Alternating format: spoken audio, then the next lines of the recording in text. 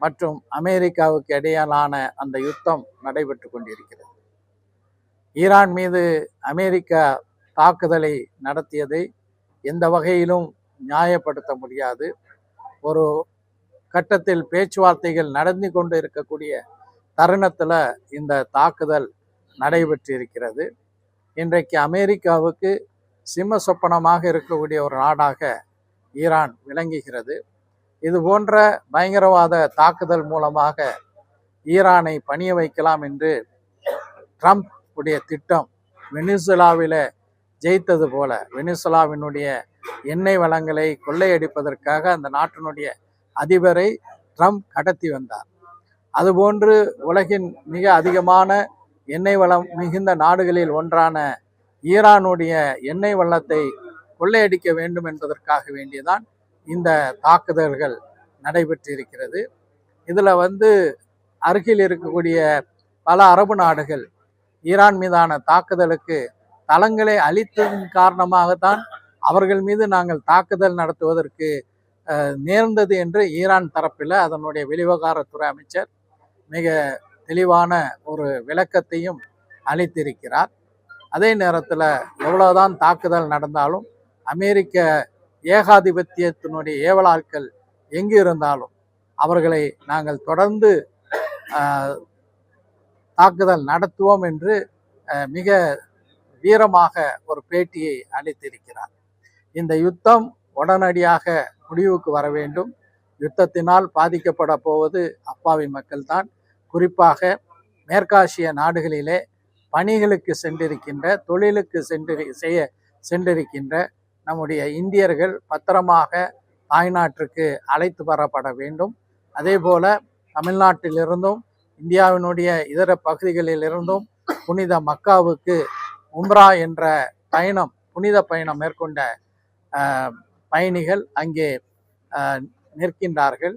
அவர்களை பத்திரமாக தாயகத்துக்கு அழைத்து செல்லக்கூடிய ஏற்பாடுகளை போர்க்கால அடிப்படையில் ஒன்றிய அரசு செய்ய வேண்டும். தமிழ்நாடு அரசும் கூட அங்கே சிக்கியிருக்கக்கூடிய தமிழ்நாட்டிலிருந்து புனித பயணம் சென்ற அந்த தமிழர்களை திரும்ப அழைத்து வருவதற்கான முன்முயற்சிகளை அயலக தமிழர் நல்வாழ்வுத்துறையின் மூலமாக வேகமாக செய்ய வேண்டும் என்று இந்த நேரத்தில் கேட்டுக்கொள்கிறேன். பெட்ரோலிய பொருட்கள் விலை உயரும் ஏற்படுமா? இரும்பு பொருட்களோட ஓரை காட்டி பெட்ரோலிய விலைகள் உயர்வது என்பது ஒரு செயற்கையானது. போதுமான ரிசர்வ்ஸ் சேமிப்பு இருக்கக்கூடிய ஒரு நிலையில இதை காரணம் காட்டி பெட்ரோலிய விலைகள் உயர்வதை ஏற்றுக்கொள்ள முடியாது. கொல்லப்பட்டாரு. இதை பாத்தீங்கன்னா தமிழகத்துல பாரம்பரியமிக்க காங்கிரஸ் தலைவர் சிதம்பரத்துறை மகன் அவர் ஒரு கொடுங்கோல் ஆட்சி நடத்தினார்னு சொல்லிட்டு இருக்காரு. இன்றைக்கு இஸ்லாமியர்கள் பெரும்பாலுமா கார்த்திக் சிதம்பரத்துக்கு எதிராக ஆர்ப்பாட்டம் பண்ணிட்டு இருக்காங்க.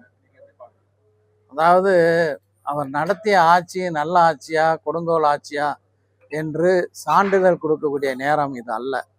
அமெரிக்க ஏகாதிபத்தியம் இன்னொரு சுதந்திர நாட்டுக்குள்ளே சென்று அங்கே அப்பாவி மக்களை கொல்லக்கூடிய வகையில் மிகப்பெரிய தாக்குதலை நடத்தியதை எந்த ஜனநாயகவாதியும் ஏற்றுக்கொள்ள மாட்டான். அந்த விவாதம் நடத்துவதற்கான தருணம் இது அல்ல. ஈரான் மக்களுடன் சேர்ந்து நிற்கின்றோம். நிச்சயமாக காங்கிரஸ் திராவிட முன்னேற்ற கழகத்தினுடைய கூட்டணி சேர்ந்து இணைந்தே தான் நிச்சயமாக இந்த தேர்தலை சந்திக்கும். விரைவில் நல்ல செய்தி வரும் என்று எதிர்பார்க்கிறோம். கற்பனைகளுக்கெல்லாம் நான் பதில் சொல்ல முடியாது. மிக தெளிவாகவே காங்கிரஸுடைய தமிழ்நாட்டு தலைவர் அருமைக்குரிய சகோதரர் செல்வ பெருந்தகை தெரிவித்திருக்கிறார். நிச்சயமாக காங்கிரஸ் கட்சி திமுக கூட்டணியிலேயே இடம்பெறும். அது காங்கிரஸுக்கும் காங்கிரஸினுடைய எதிர்காலத்திற்கு அதுதான் சிறந்த வழியாக இருக்கும். அந்த சிறந்த வழியை தான் அவர்கள் தேர்ந்தெடுப்பார்கள் என்ற முழு நம்பிக்கை.